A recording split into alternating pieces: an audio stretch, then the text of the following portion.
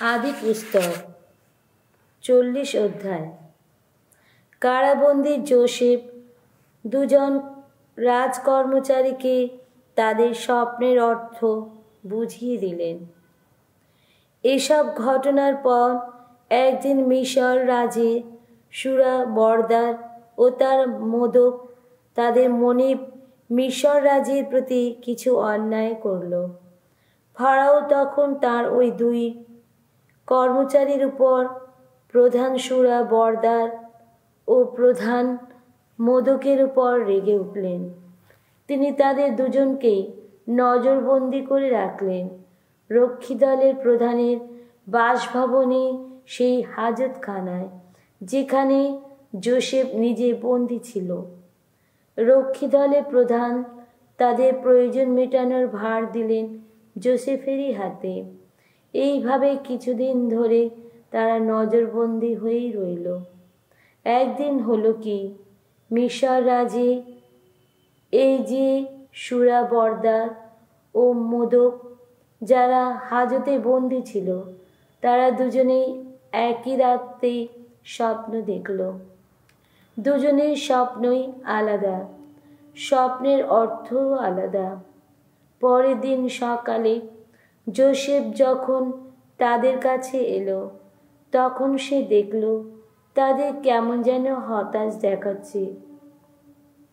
ফারাওর ওই যে দুজন কর্মচারী যারা তার সঙ্গে তখন তার মনিবের বাসভবনে নজরবন্দি ছিল, সে তাদের জিজ্ঞেস করল, আজ আপনাদের মুখ এত বিষণ্ণ কেন?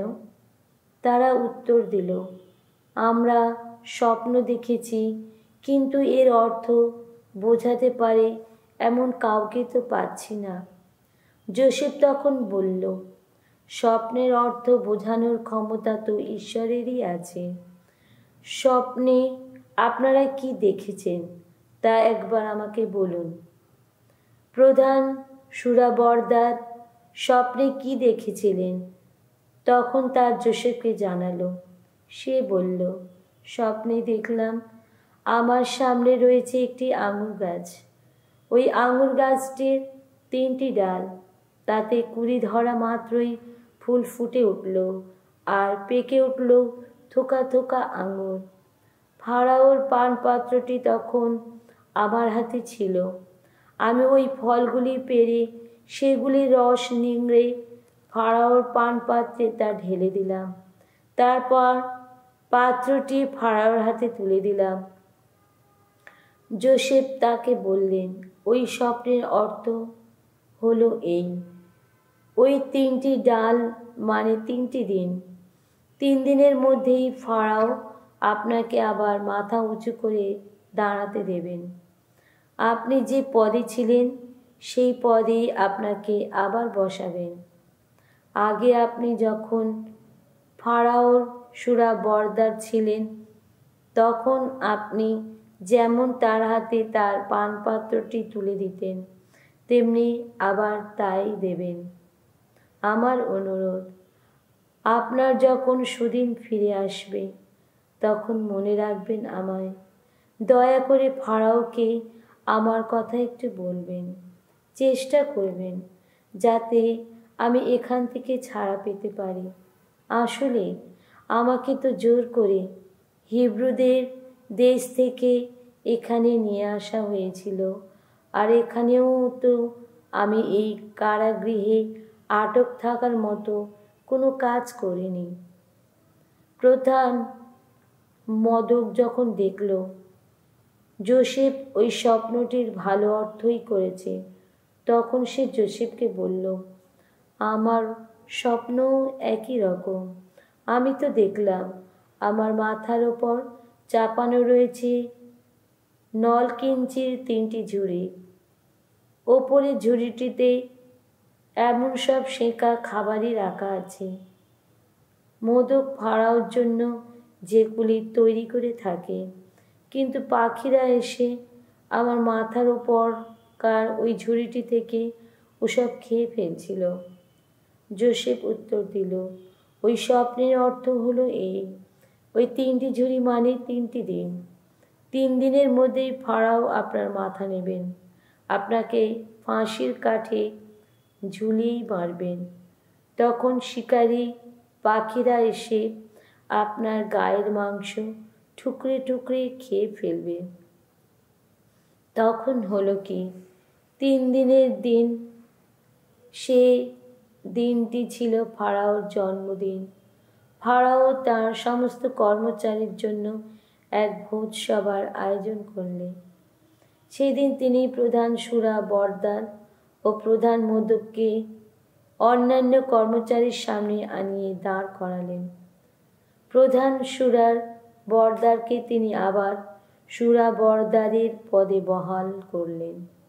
সেই আগের মতো সে আবার ফারাওর হাতে পানপাত্রটি তুলে দিতে লাগল।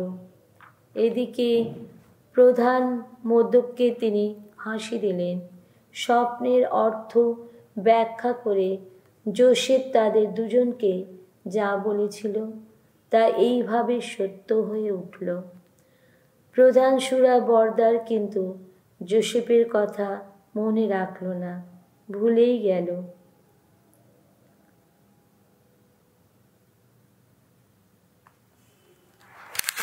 একচল্লিশ অধ্যায়।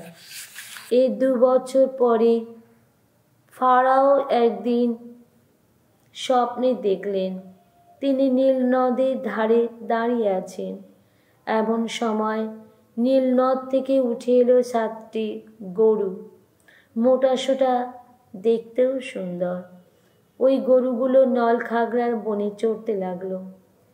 এগুলো আসার পর কিন্তু নীল নদ থেকে উঠে এলো অন্য 7টি গরু, রোগা সোগা, দেখতেও কুশ্রী।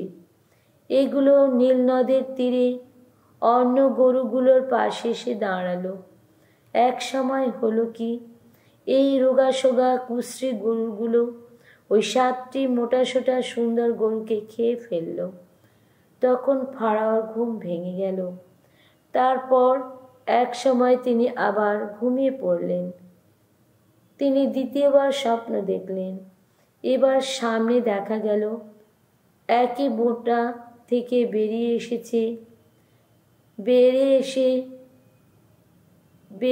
এসে বেড়ে উঠেছে 7টি শীষ। এই 7 শীষগুলো যেমনই পুষ্ট তেমনই নধর। এগুলি বেরিয়ে আসার পর কিন্তু এমন 7টি শীষ মাথা চড়া দিয়ে উঠতে লাগলো, যেগুলো সরু সরু পুবের হাওয়ায় উত্তাপে ঝলসে গেছে।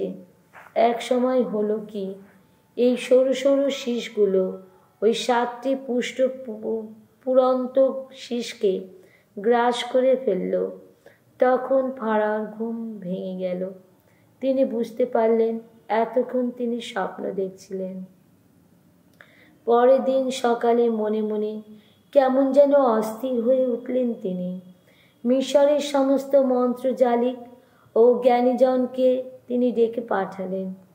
স্বপ্নে ওই যা দেখেছেন তিনি তা সবই তাদের জানালেন, কিন্তু তারা কেউই তার অর্থ বলে দিতে পারল না। তখন প্রধান সুরা বরদার ফারাওকে বলল, একদিন সেই যে একটি অন্যায় করেছিলাম আমি, আজ আমাকে সে কথা উল্লেখ করতেই হচ্ছে। এক সময় ফারাও তার কর্মচারীর উপর রেগে গিয়ে আমাকে ও প্রধান মোদককে রক্ষী দলের প্রধানের বাসভবনে নজরবন্দি করে রেখেছিলেন।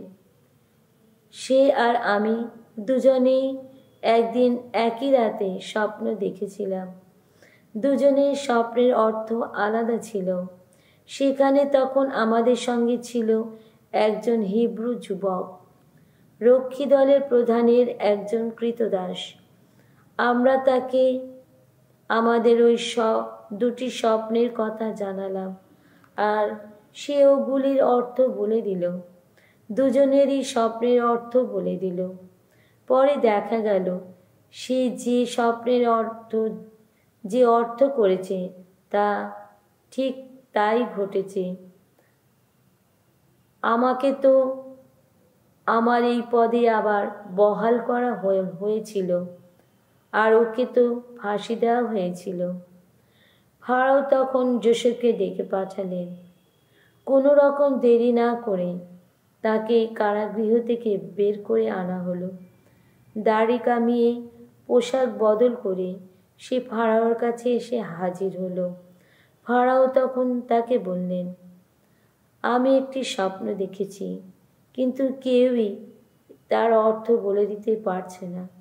এখন তোমার সম্বন্ধে শুনেছি, কারো স্বপ্নের কথা শুনলে তুমি নাকি তার অর্থ বলে দিতে পারো।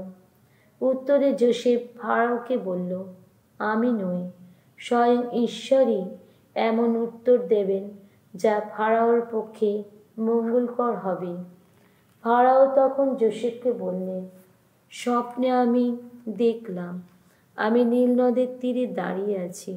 এমন সময় নীল নদ থেকে উঠে এলো মোটাসোটা সুঠাম গড়নের 7টি গরু।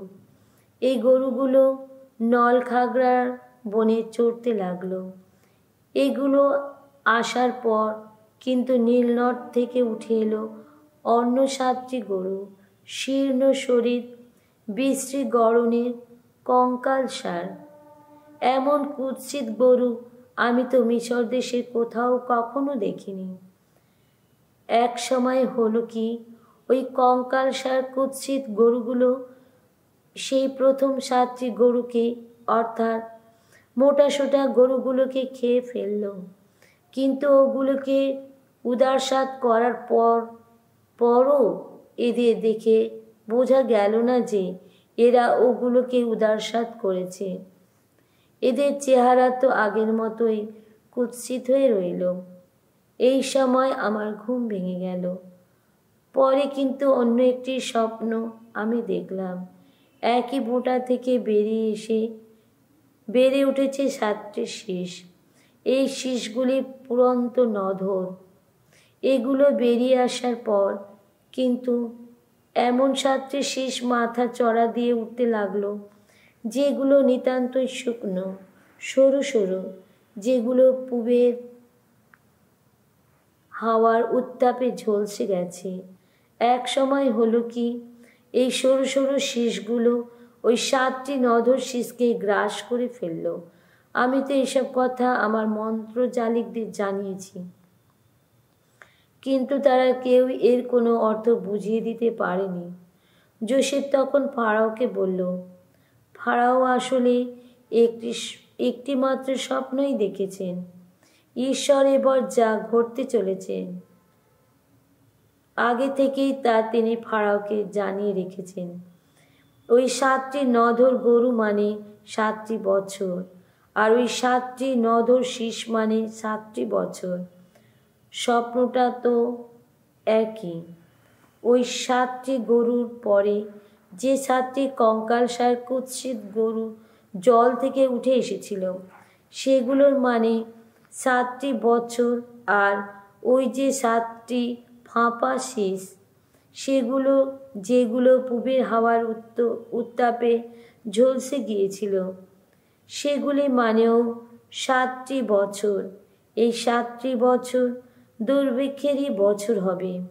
কিন্তু আগে আমি ফারাওকে যা বলছি তাই তো ঘটেছে। ঈশ্বর এবার যা ঘটাতে চলেছেন তিনি আগে থেকেই ফারাওকে তা দেখিয়ে রেখেছেন।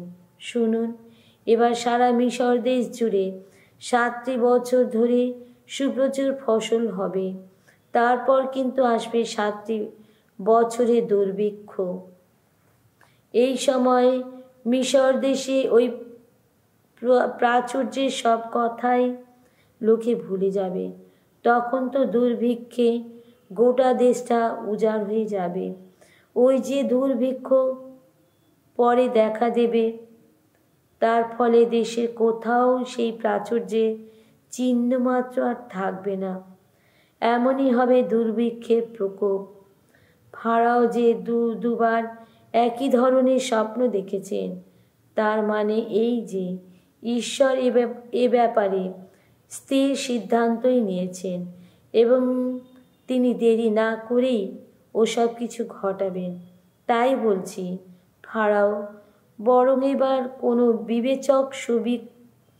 বিচক্ষণ ব্যক্তিকে খুঁজে বার করো এবং তারই হাতে মিশর দেশে শাসনের ভার তুলে দিন। তাছাড়া ফারাও এই কাজও করুন, দেশের বিভিন্ন অঞ্চলের ভার বিভিন্ন প্রশাসকের হাতে তুলে দিন এবং প্রাচুর্যের 7টি বছর ধরে মিশর দেশে ফসলের পঞ্চম অংশটির কর রূপে ধার্য করুন।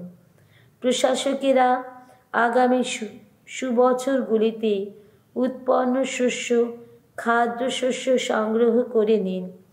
ফারাওর দেওয়া ক্ষমতা বলে তারা শহরে শহরে খাদ্য সঞ্চয় হিসাবে ওই সমস্ত শস্য মজুত রাখুন, সুরক্ষিত রাখুন।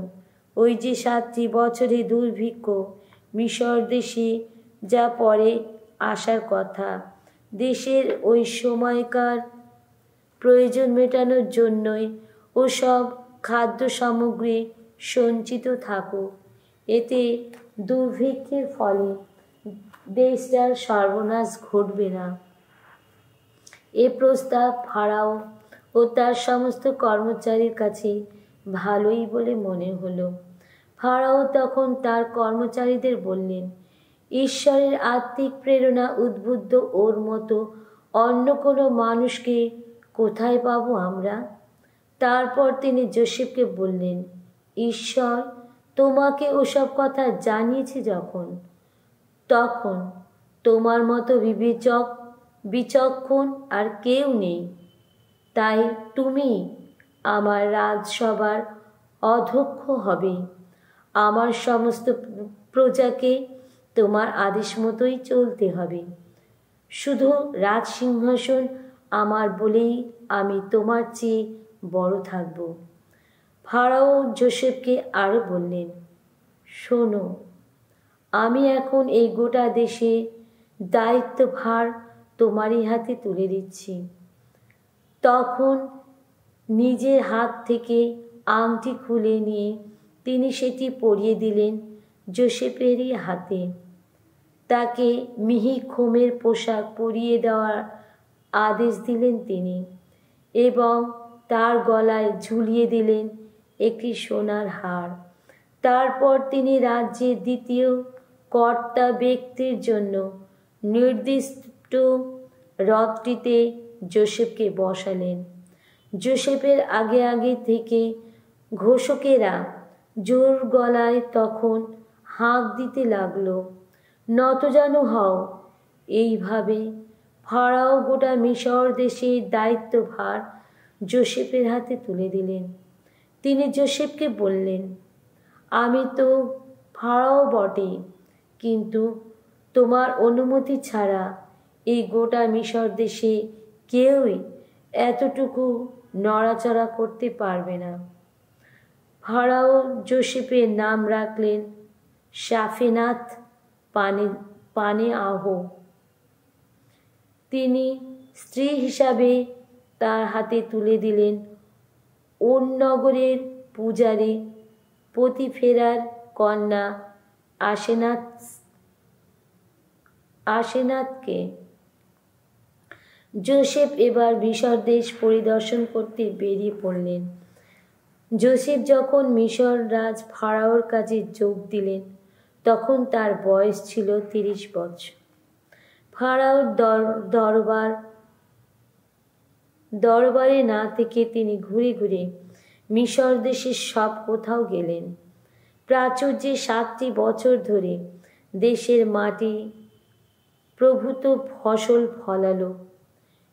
মিশর দেশ ওই যে 7টি বছর ধরে প্রাচুর্য ভোগ করল, যোসেফ ওই 7টি বছরে উৎপন্ন সমস্ত খাদ্যশস্য সংগ্রহ করে এনে শহরে শহরে মজুত করে রাখলেন। প্রতিটি শহরে জমা করে রাখলেন চারপাশে গ্রামাঞ্চলে উৎপন্ন যত খাদ্যশস্য। তিনি সমুদ্র বালির মতো অপর্যাপ্ত এত শস্য জড়ো করে রাখলেন যে তা মাপার কাজ তাকে বন্ধ করে দিতে হলো। তা মাপা তো সম্ভব ছিল না। দুর্ভিক্ষের প্রথম বছরটি আসার আগে যোসেফ 2 পুত্রের পিতা হলেন। ওন নগরের পূজারী পতিফেরার কন্যা আসেনাত তার এই 2 পুত্রের জন্ম দিলেন।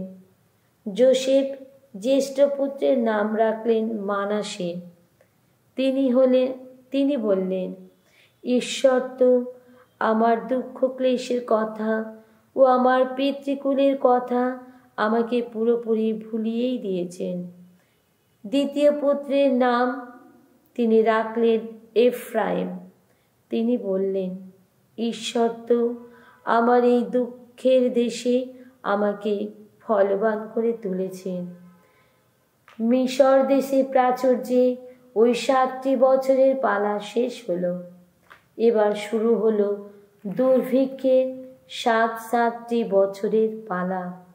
ঠিক যেমনটি যোসেফ আগেই বলে রেখেছিলেন। সব দেশেই তখন দেখা দিল দুর্ভিক্ষ। তবে মিশর দেশে সব কোথাও খাবার পাওয়া যাচ্ছিল। পরে যখন সারা মিশর দেশে লোকেরা ক্ষুধায় কষ্ট পেতে লাগলো, তখন তারা চিৎকার করে ফারাওর কাছ থেকে খাবার চাইতে লাগলো। কিন্তু ফারাও মিশরের সকলকেই বললেন, তোমরা বরং যোসেফের কাছেই যাও, তিনি যা করতে বলেন তাই করো। তখন দুর্ভিক্ষ দেশের সর্বত্রই ছড়িয়ে পড়ছে দেখে যোসেফ সব জায়গার শস্য ভাণ্ডার খুলে দিলেন আর মিশরীয়দের কাছে শস্য বিক্রি করতে লাগলেন। ক্রমে মিশর দেশে দুর্ভিক্ষ আরো সাংঘাতিক হয়ে উঠল। সারা জগতের মানুষ যোসেফের কাছ থেকে শস্য কেনার জন্যে মিশর দেশে আসতে লাগলো, কেননা সারা জগতেই তখন দুর্ভিক্ষের প্রকোপ সাংঘাতিক হয়ে উঠেছিল।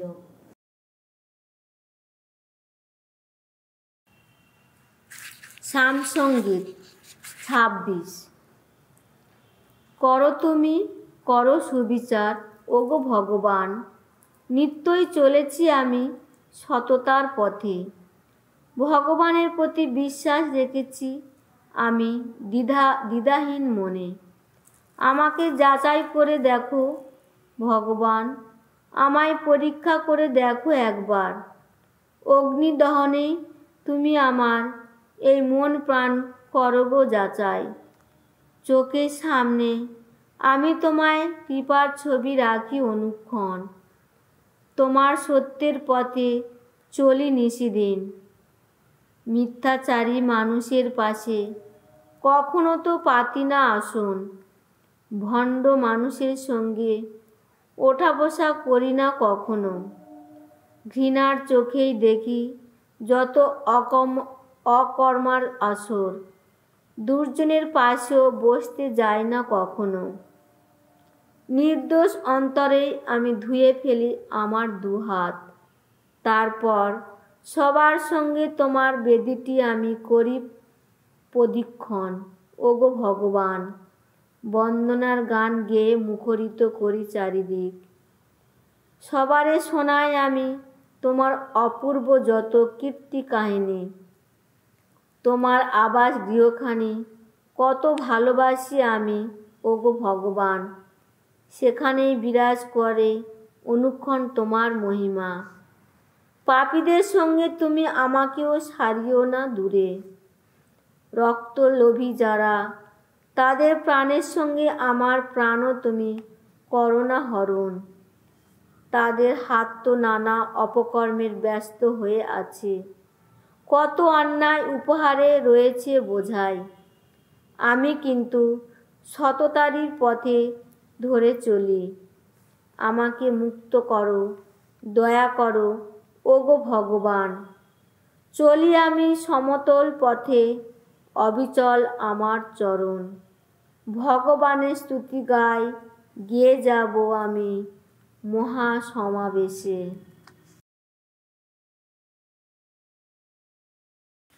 সাধু মতি রচিত মঙ্গল সমাচার 14 অধ্যায় 22 থেকে 36 পদ।